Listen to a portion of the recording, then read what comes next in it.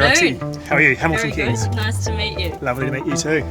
So tell me all about it. Okay, so basically I've come from a hospitality background for the last 10 years. I've had restaurants around Sydney and catering businesses, and I've always had this issue of marketing to the wrong people. So what I came up with is this concept where we actually validate the consumer. So we ask the consumer what type of service do they want. Do they want a restaurant? Do they want a doctor? Do they want a PT? Do they want a massage? Where do they want it? Do they want it in a particular area? Or do they want it to come to their home? And then secondly, when do they want it, the service? And then what we do is we send that through to our service providers who match the service, who match the area. So is it like an online concierge? Basically it is, but it's a free concierge service to the consumer.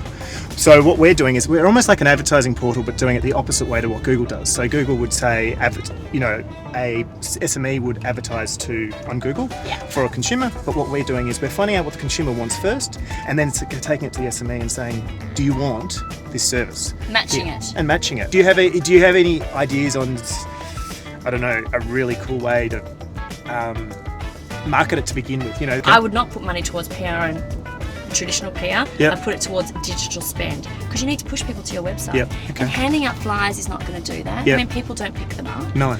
And you know what? Do you need to have someone jumping out of whatever it is to get this huge spectacle? Is it going to get you customers? No, it's not. No. But I know that if I was looking on Broadsheet and I lived in Canberra and something popped out of a box and it said, time poor, I've got the answer.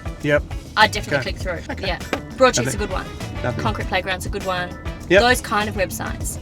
There's no point for you to do news.com.au because you can't afford it yet. No. But those smaller, cooler channels are definitely where I go.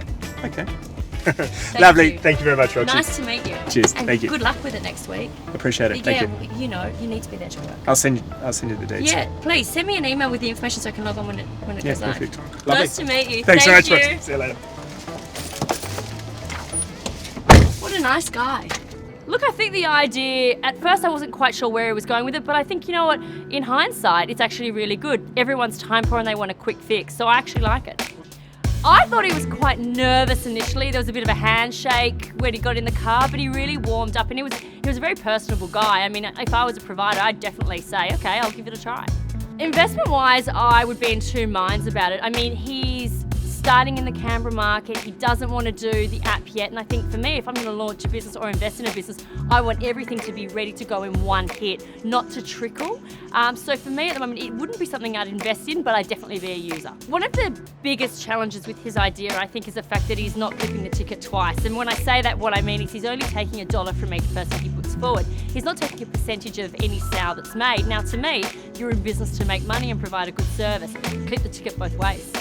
I think he went really well. I mean, he was nervous, we've never met, he was in a car, you know, we're driving around Sydney with Uber. He did well.